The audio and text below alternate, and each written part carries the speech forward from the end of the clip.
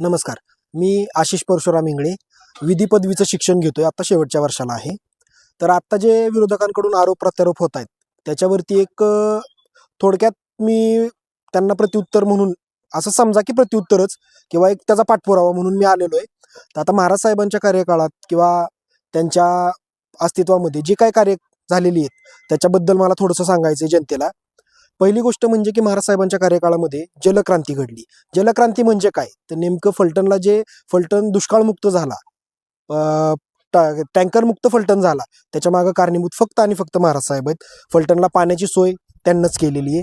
त्यानंतर जलक्रांती झाल्यानंतर त्या पाण्यावरती फलटणमध्ये जी क्रांती झाली ती पुढची झाली हरित क्रांती, जे की फलटणमध्ये वेगवेगळ्या प्रकारचे 4 कारखाने आपले उभे राहिले, ज्या माध्यमातून फलटणमध्ये पाणी आलं आणि पाण्यानंतर ऊस उत्पादन वाढलं.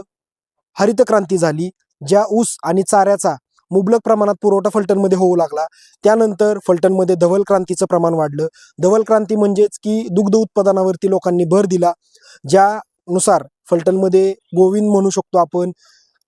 परत आता कुठे कंपनीची एक होती डेअरी पण ती बंद झालेली आहे. परत हेरिटेज आहे.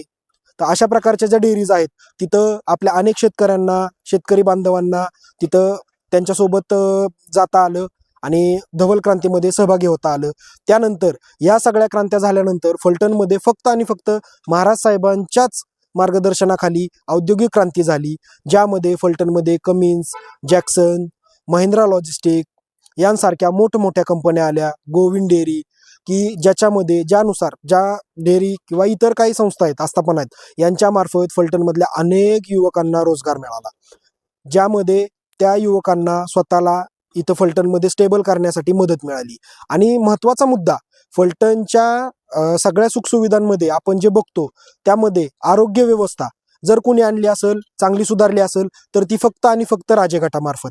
आणि शैक्षणिक सुविधा ज्या दिल्या गेल्यात किंवा शैक्षणिक काय ज्या गोष्टी म्हणू, बाबी म्हणू, त्या फक्त आणि फक्त राजे गटामार्फत आहेत. फलटणमध्ये जिकडं तिकडं तुम्ही जाल, कुठलाही कोर्स जी मुलं आत्ता करू शकतात ती फक्त आणि फक्त राजे गटामार्फत.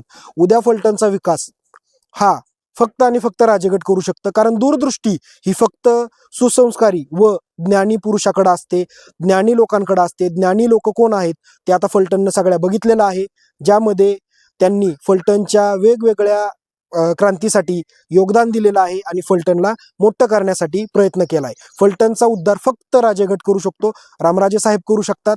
तर आपण सर्वांनी त्यांच्या मागे उभं राहणं हे आपलं काम आहे. धन्यवाद.